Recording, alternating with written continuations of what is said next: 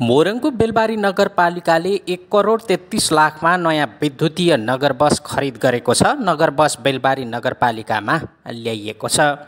बेलबारी नगरपालिकाका प्रमुख दिलप्रसाद राईले निर्वाचित हुँदै गर्दा बेलबारीमा नगर बस सञ्चालन गर्ने पहिलो निर्णयमा हस्ताक्षर गरेका थिए।